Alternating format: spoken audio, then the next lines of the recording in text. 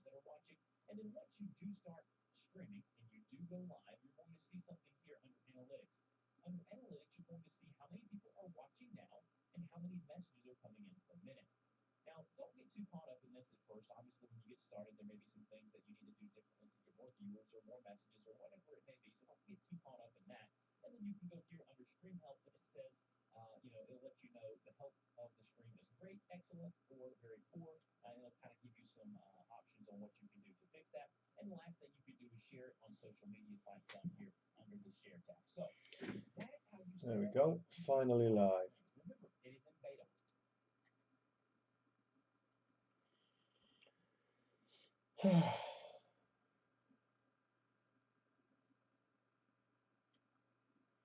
So it's finally live. It's taken a little while to set this up. I did it wrong the first time, but now we are finally live, so that's a good thing. So I'm basically just tying some river nymphs. I thought I would live stream on YouTube instead of live streaming on Facebook. You know, just for a change more than anything.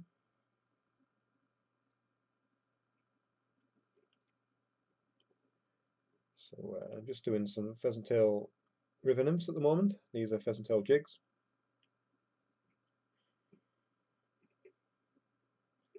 I'm basically just winding the wire up there, the opposite way to what I wound my Pheasant Tail itself. And then just move your wire out the way, and then take your thread up and put your Pheasant Tail up against your tungsten bead or your slotted bead, whichever one you want to use. Give your wire a little jiggle and snap your wire off. With these Pheasant Tail jigs, I did a few on Facebook a few minutes ago, and I used like orange pearlescent on these ones. I'm using this, which is like a green pearlescent, so it's got a bit of red mixed in there somehow. I don't know how that's got in there, but I need to pull that out, so I want it to be green rather than red. Yeah, and we're just going to dub this on so we get a nice thorax on our fly. This is the first live stream I've ever done on YouTube. I've done quite a few on Facebook. This is the very, very first one I've done on YouTube. And it's just because I haven't got time at the moment to do any proper videos, because I'm doing these for clients and orders and whatever, because busy time of year for me normally this time of year. So I thought I'd actually live stream doing some of these orders for everybody, just so they can see me fly tying and maybe hopefully learn a few bits, maybe ask a few questions or whatever. I don't think you know how to see the chat yet. I need to have a look at the settings just to see how I can see chat, because chat is probably on, but I don't exactly know how to use it properly. Oh, there we go, live chat.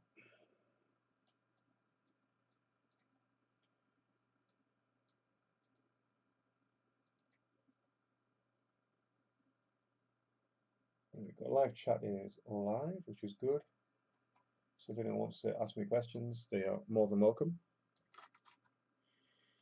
So I'm just going to trim this off. So there's like basically we create like a pheasant tail here with a green thorax on a jig. It's on a Hanak jig, this, so a size 16 Hanak jig.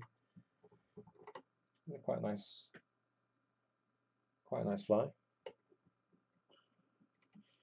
But again, I'm going to do a few more of these, but I'll slightly different ones now. I'm going to do some hare's ears versions of these,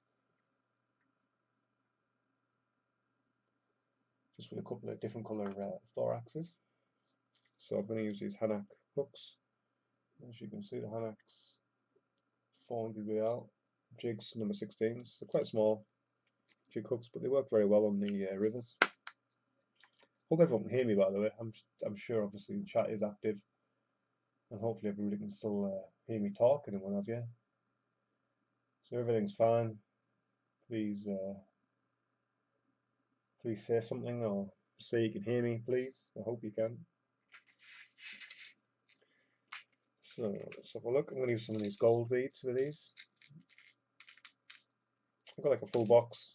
You probably won't have seen these on my YouTube videos, but like a full box. This one box, and I've got another box over there full of beads as well.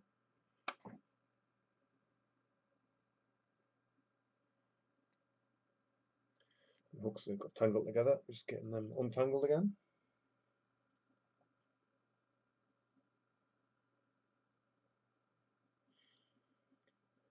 So these beads I'm using, these are 2.8mm These are gold tungsten beads for this one.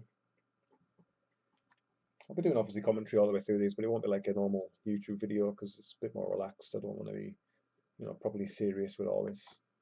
Just nice and relaxed, and we'll chill out and get some flies tied. If anyone's got any questions or what have you, you know where I am, and I'll answer any questions you have. So I'm just basically pinching this bead up here just to get it in the position I want it to stay in, and then running my thread over it, and then that way it stays exactly where I want it to stay. Now for the tail on these, I'm going to be using some partridge, just some English partridge, nothing special.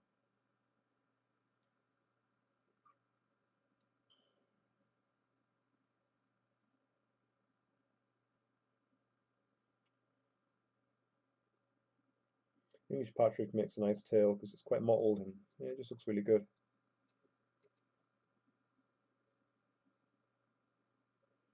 So got a nice little English partridge tail on there.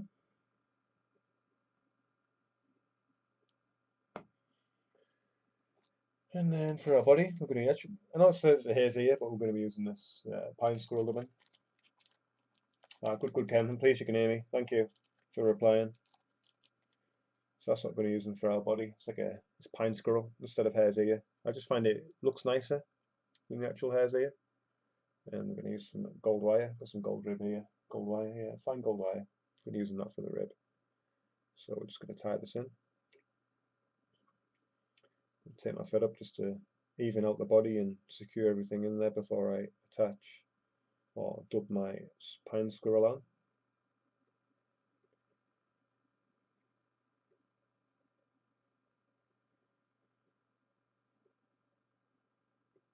If people enjoy these live streams, I'll try and do more. Night hooks, like black nickel, Ken.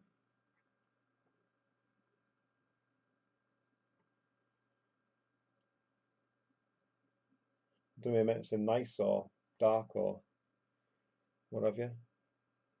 So I'm just going to take my rib now and just run my rib through the squirrel. Just tie this in. All I'll do is do a few turns up, a few turns back, give it a wiggle, and snap it off. And then I'm going to turn the actual fly upside down, because when it's in the water, this fly is going to be sat this way. And then I'm going to take some pheasant tail. Don't need much, just a small piece of pheasant tail. And I'm going to tie it in underneath. Secure it with a few turns. And then just come in and trim off the excess and put it in the bin. Now we're going to take some more of the pine squirrel ribbon.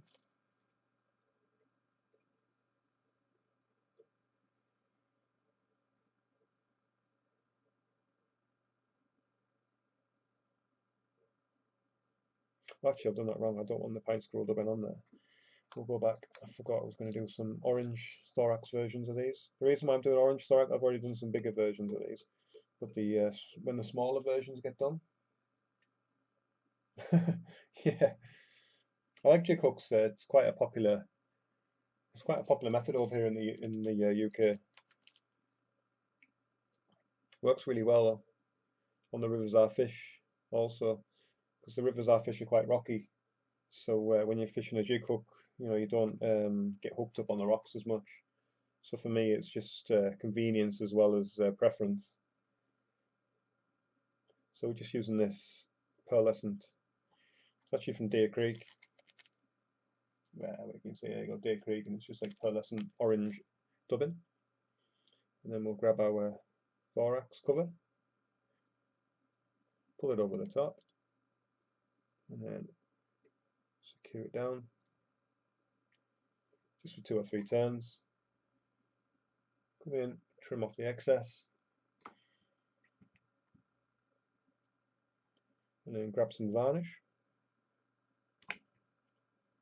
Grab your whip finish tool, or if you're doing a hand whip finish, you don't want to be putting varnish on. If you do a hand whip finish, you don't particularly want varnish all over your hands. And then we'll just whip finish this section with the varnish on, and then that will secure your pheasant tail. Yeah, exactly. Exactly what Conrad Jacobs has just said there. That's exactly why I fish the jig nymphs.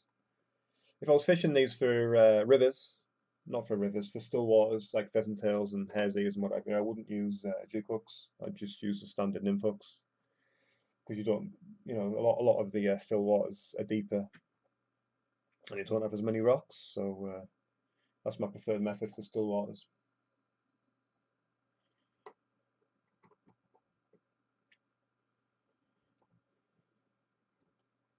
Depends obviously what rivers you fish as well. I know some of the guys on there probably have rivers with quite silty bottoms rather than rocky bottoms, so maybe they wouldn't need to fish a jig hook as much. But I live in the UK. I live in the northeast of the UK, where pretty much all of our rivers, or 99.9% of the places you're going to fish on the river, are going to have rocky bottoms. Yeah, there are flats that will have sandy bottoms and or silted bottoms, but you wouldn't be fishing those silted bottoms for the majority of the part with these heavy nymphs. I fish the riffles or the faster sections of the stream with these nymphs. And you know what? They really work well.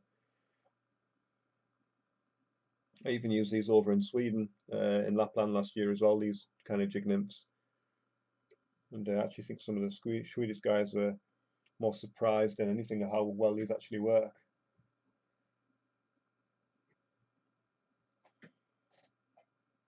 Because they really do work well. They really do catch a lot of fish, especially on the dead drift.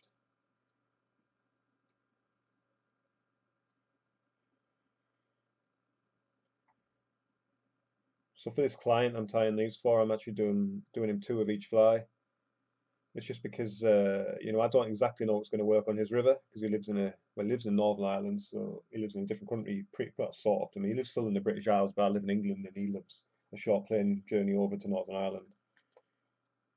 But I don't exactly know what flies will work in his rivers, so I'm doing a two of each pattern, so he gets a very broad selection, broad selection of patterns.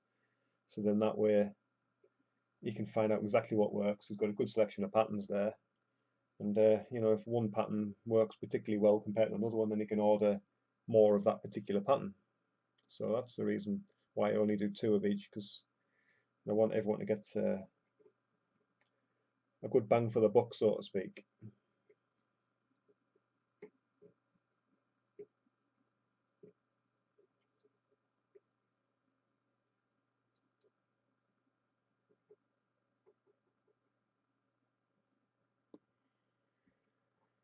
Everybody likes good value for money nowadays, so I always try and give people good value for money. It looks like how many of these I've got left to tie. I've got a few left to tie, but I'm not exactly sure. I had 20 left to tie for this order at the beginning of the day. Turn the hook upside down again and then just adjust it in the jaws of your vise. It's a lot easier doing these, work like this where you turn the hook upside down on bigger hooks. But this is fine.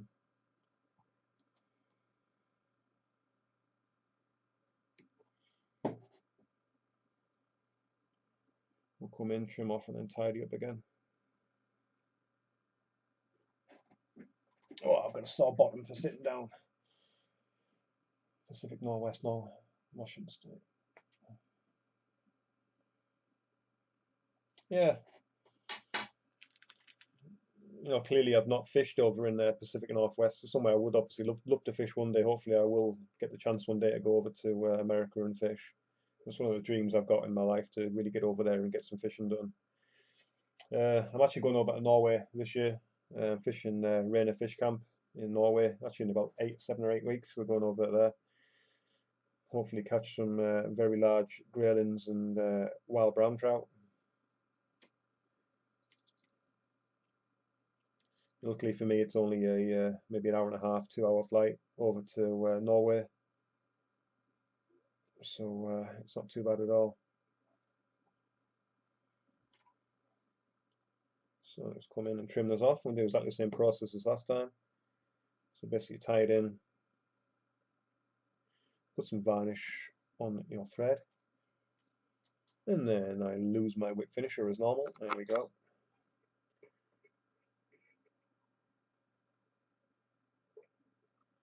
And then secure that in place with a nice few whip finish turns. There you go, there's another nymph done.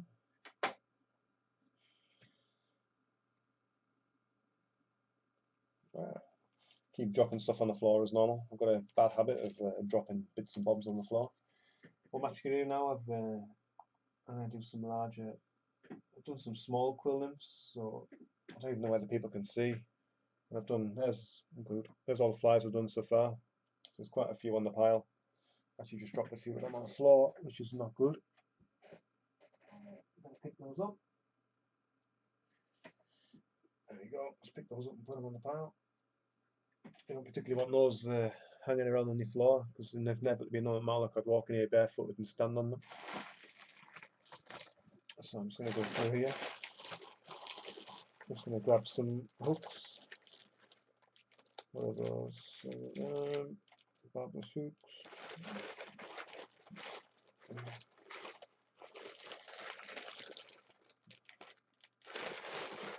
Just going through my bag here, getting the bits and bobs I need. I'll try to find the hooks. I've got tons of hooks, and just need to grab the right ones. I really just picked these hooks up this weekend. They're 130s. These are the Hanak hooks I'm grabbing out of here if I can find them. 970, 450. They should be, but there we go. There's some big hooks.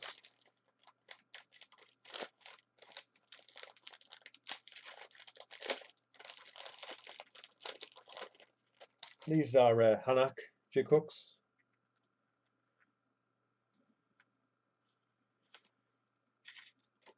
So there you go, there's the Hanaks in the packet.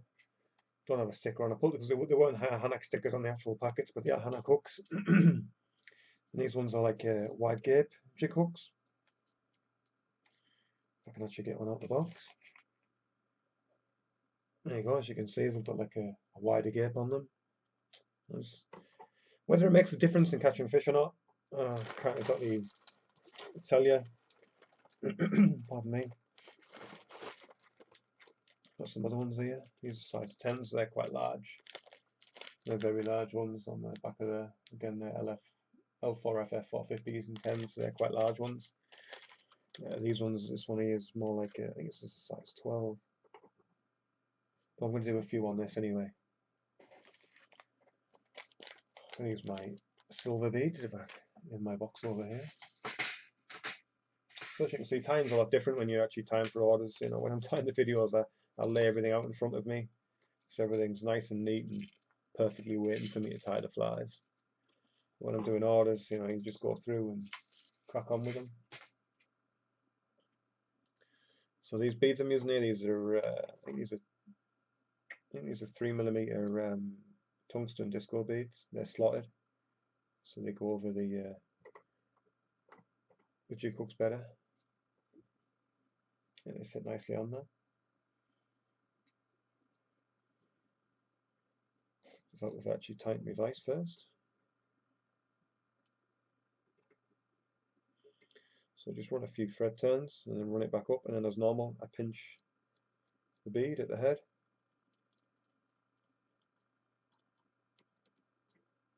Make sure that's secure, which it is, and then I can run my thread back down.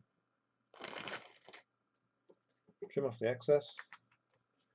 After I trimmed off the excess, I then take my thread all the way back down.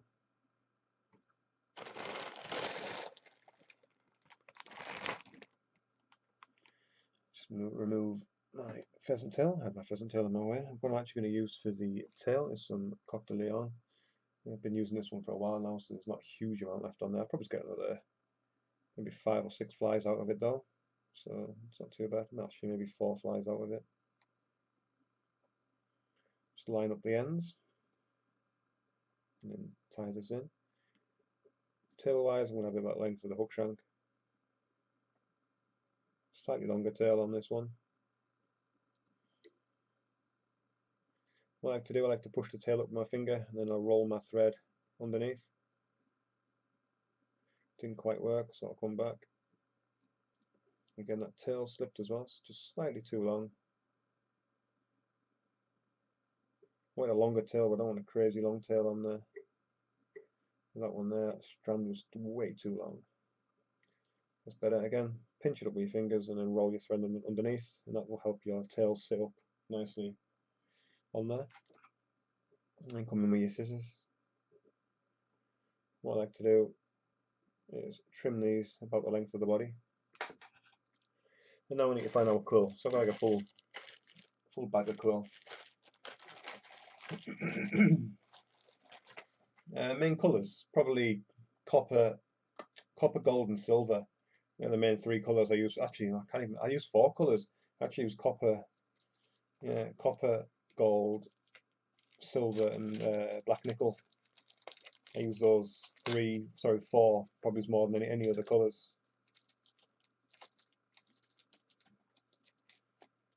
Oh, I think I've run out of natural strip quill, which is not good. Oops, I almost threw a packet of hooks in the bin there.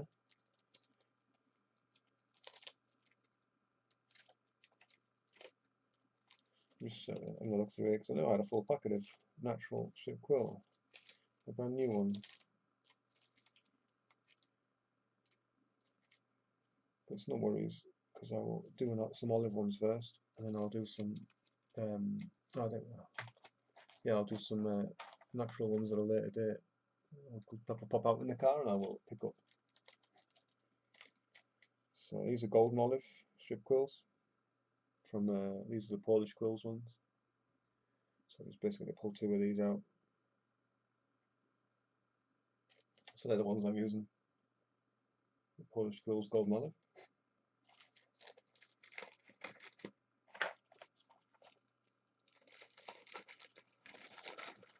So I'm just putting everything back in the bag. I've got a bit of a mess going on over here at the moment, unfortunately.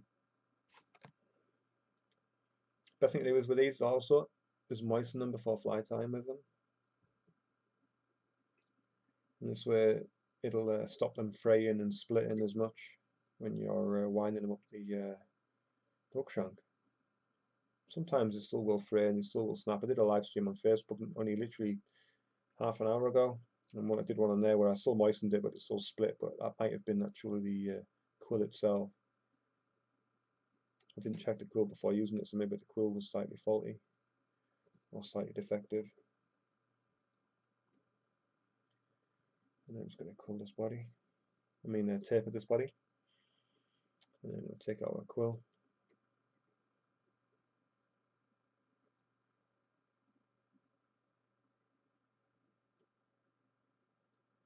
I usually leave a very, very slight gap in between, just so you get a bit of the black thread showing through. Just because it adds a bit more contrast to the body.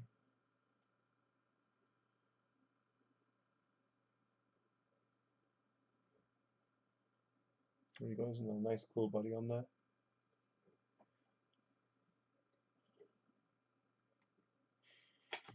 And then we're going to take some of the Day Creek. This is the fine flex resin. This is actually the new applicator tips we've got as well, which I've been using the last week, which I really, really like them.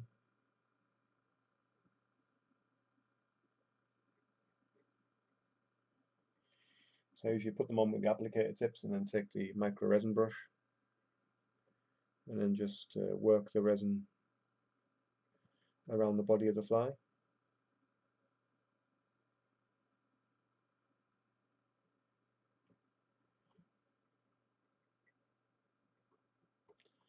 I'm just going to basically rotate my vise from left to right just to make sure the resin settles how I want it to settle.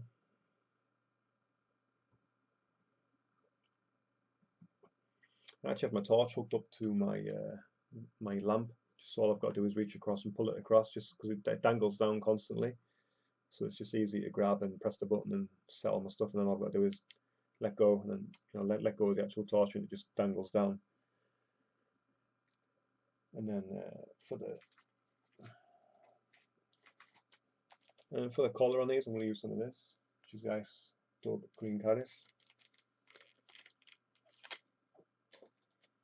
So that one, pull that off.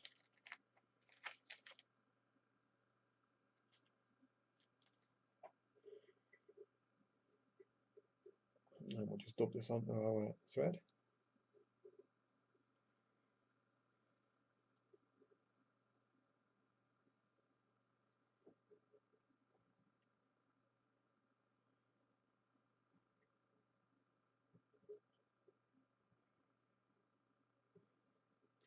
Probably slightly too much on there for my liking, so I'm just going to pull a small amount off. There we go, it's better. It's just slightly too much on there, I didn't like it.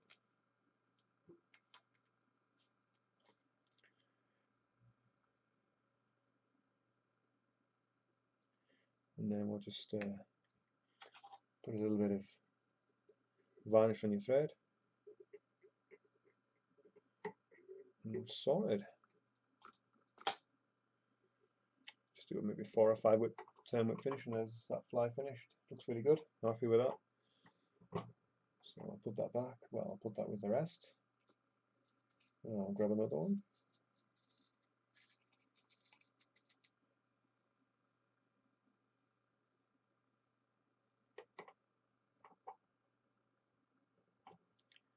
And I'll grab my, I'm going to do 2 of these again.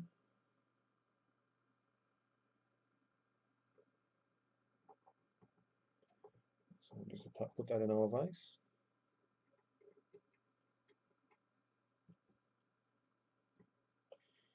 I've actually got another order to do, probably Monday and Tuesday, so I'm probably going to be live streaming on Monday and Tuesday as well. Actually got a big order to do on Tuesday, so like 50 flies, so maybe try and live stream for maybe 4 or 5 hours or something, you know, get all those flies done whilst live streaming on YouTube. There you go, there's our bead. So again, you just pinch it up there and use your thread turns to secure your bead in place.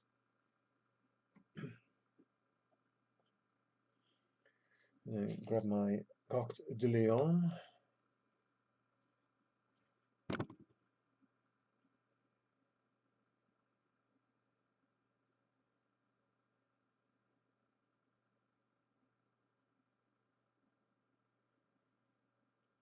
So basically just pull those from the stem, line them up, and place them on top of the hook shank, and then tie them in.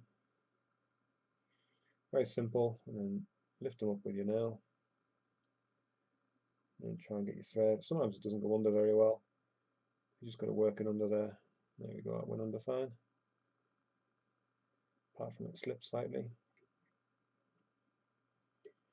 That's fine. Trim off the excess, and then we need to tie in our quill. Moisten it again with your, basically just run it between my lips. Nothing complicated about it, just run it between my lips. Then tie it in and work my thread up the body of the fly.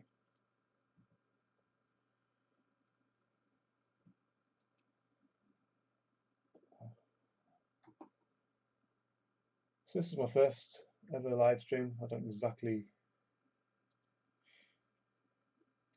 know where I've done it exactly right, but I hope I have. I don't know what super chat is. It's not got super chat on there. I don't exactly know what that is. Maybe that's something I'll look into for another video.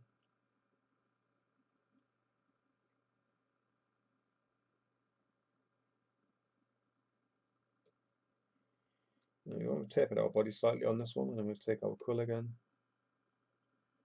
Just start at the back. We want a very, very small amount of black coming through, which is the thread. Only a very small amount, literally like 0.5 millimeter or so.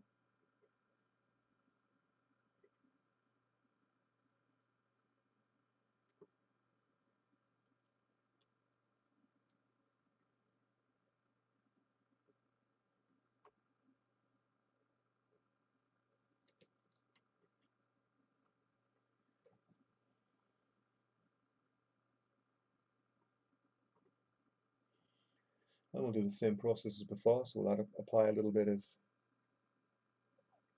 UV resin on the back of the fly using the Deer Creek Fine Flex resin. I need to scroll down so I can see the chat in case anyone speaks. And as we did with the last one, use your resin brush. And we'll just work this resin around. The beauty of the resin brush as well, instead of a dubbing needle, you get all like the little pockets of air out of it as well, so there's no little air bubbles in there, and you can get the full coverage on the fly. It's very important to get a full coverage on the body of your fly when you're using UV resin.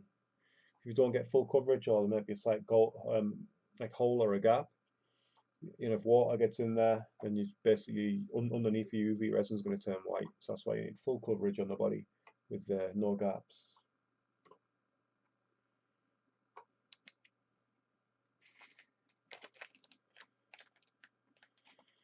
I'm actually going to do some black hare's ears after this, not hare's ears, black pheasant tails after this. So I just realised I haven't got any jet black flies on there. I've actually got one or two jet black flies. But you know, jet black flies can work really, really well on the rivers at times.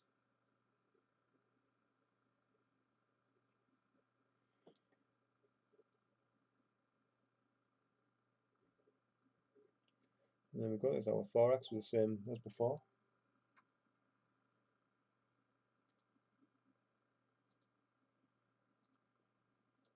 So I'm just crossing off other applications because I've got other stuff running in the background and it's really annoying because it'll keep beeping at me.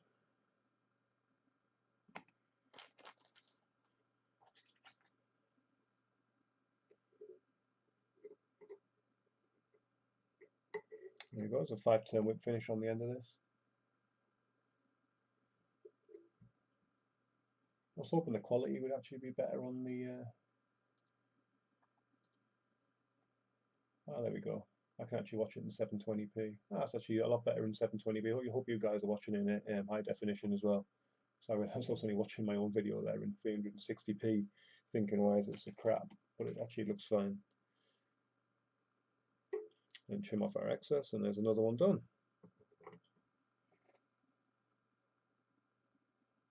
Boom, they're absolutely fine. I'm really happy with those. Alright, so now I need to get my black, if I can find it. I've got some black pheasant tail. There we go, some black. We're doing some black pheasant tail nymphs. Again, they're going to be jigs. I'm going to tie them on some slightly smaller hooks. So I'm going to tie them on these, the hammocks again. And these are 400 BLs in size 16. So quite a small hook. So I'm going to do them a couple of these as well. I'll come over here and grab my beads.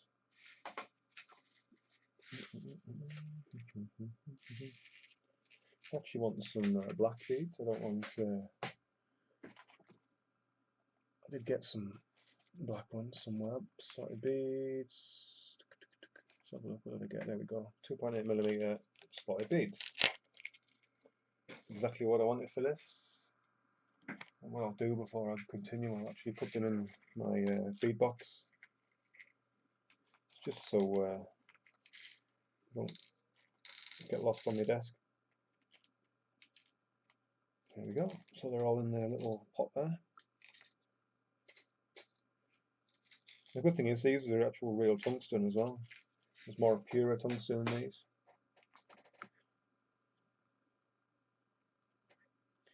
Because they're pretty much all black fly, I want to use a black bead to look like stealthy, if you know what I mean by that. Actually find the hole. There we go. So there's the hole. What you might need to do with some of these jig beads, you know, you'll put them on and they won't go around the bend of the hook. All you then got to do is twist the bead slightly, and they'll actually go around the hook shank, or the hook bend. Sorry, the hook bend then. So just put your thread behind the bead. Trim off your excess. Just going to run the thread down slightly and then run it back up, and then again pinch your bead, and then bulk this thread up behind just so it locks the bead in place. And then you can run your thread all the way down.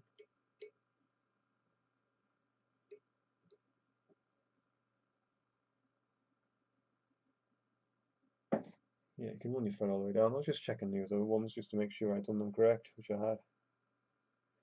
It's not worse than doing flies and doing them bloody wrong. And we're just going to use some of this black pheasant tail.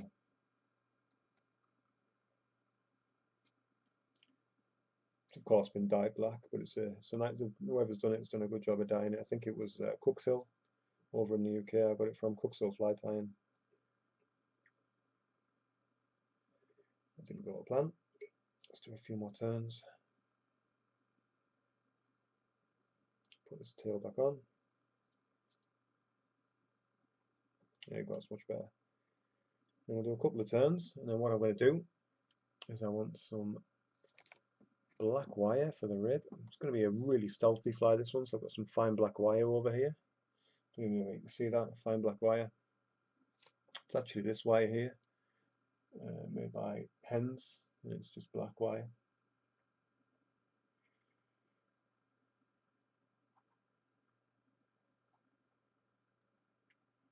So I'm just making sure the chat's okay as well, and then I'm going to tie this in, do one turn over, lift everything up, and then you can run your thread over the top of your wire, and then take your pheasant tail,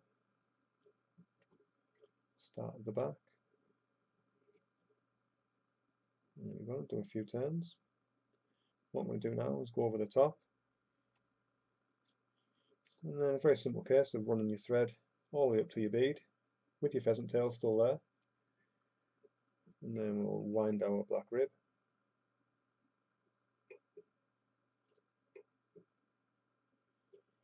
So cross your thread over your black rib, and then pull it at 90 degrees, and you can wind your thread over the top. Actually missed that, I don't know how the hell I missed it, but I did.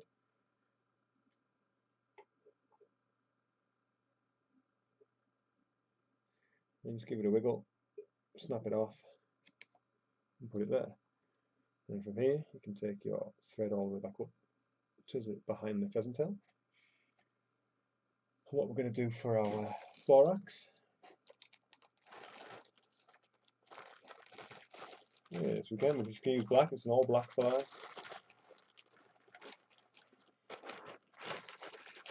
So I'm just going to, if I can find it, I'm just going to grab, there we go. It's not exactly all, well, this is actually black and copper, as you can see. It's got little like copper strands in there, but it's black, black dubbing with a little bit of copper running through it. I really like it. It just gives a nice little contrast. I'm just going to dub this on to my thread. Not a huge amount, just enough. So it is you know, an all black fly, yet there is a very, very slight bit. Sorry, my bobbin was coming loose. Very, very slight bit of shimmer on there with the copper.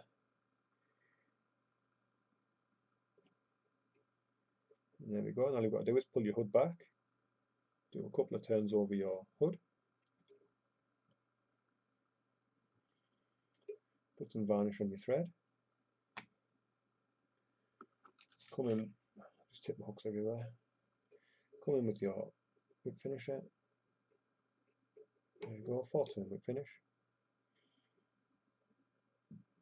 trim off the excess and then trim off your hood. And there's your little black pheasant tail jig. It's a nice little fly.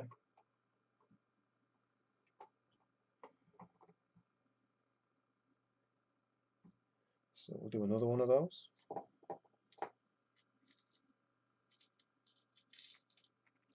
Actually starting to get a headache already because I was tying earlier and I forgot to put my glasses on, so I was tying for like an hour or so without my glasses on, which is never good for me. I should always have my glasses on. But I'm going to tie this one more fly, and then I'm probably going to end this live stream. Just so you know, I've done a bit of live streaming today. You know, that's the most important thing, and tied a few flies.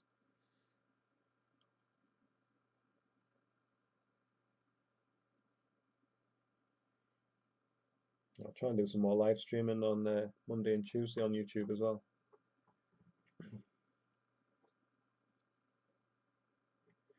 Actually, I don't even know how long I've been live streaming for. How long have I been live streaming for? Does anybody know? Oh, there we go, 38 minutes. It's not bad live stream time. I don't particularly want the live streams to be like 4 or 5 hours long unless they need to be, really.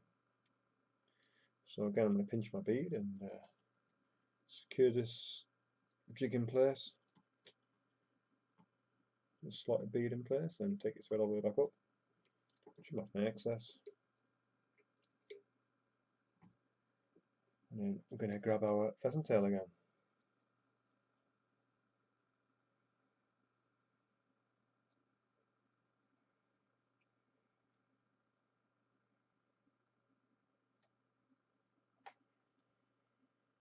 You go and get myself some lunch as well.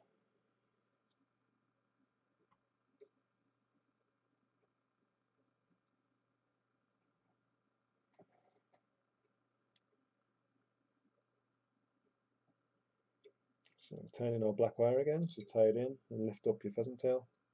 Pull it back slightly just to make sure it's not too long, and then you can take your thread over the top of it. And from here we then can run our pheasant tail up our body again, over the top, one in front, and in that way you can then run your pheasant tail all the way up into the countersunk section. And take your wire, make sure you rib your wire the opposite way to what you have done your pheasant tail. And this way it will actually hold it in place and make your fly last longer. If you wrap it the same way as you round your pheasant tail, the fly probably won't last as long, or the rib won't actually do anything to hold it in place. It'll just be sitting there rather than actually holding it in place.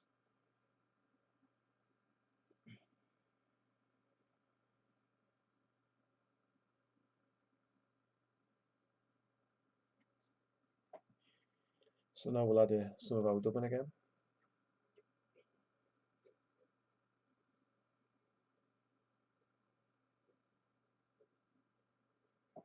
There we go, perfecto. And we'll just dub this on, pull back our hood. You may as well just trim it off now, it doesn't make a difference when you trim it off at the end or whenever. There we go, get some varnish on there. 1, 2, 3, 4 turns, pull tight, and there's your other pheasant tail done. So I'm ending this live stream here, just because I need to go get myself some lunch and what have you. But thank you very much for watching. This is my first live stream, so thank you very much for watching, and I'll try and do more. Obviously I'll get back to doing the proper videos very soon. So I will see you next time.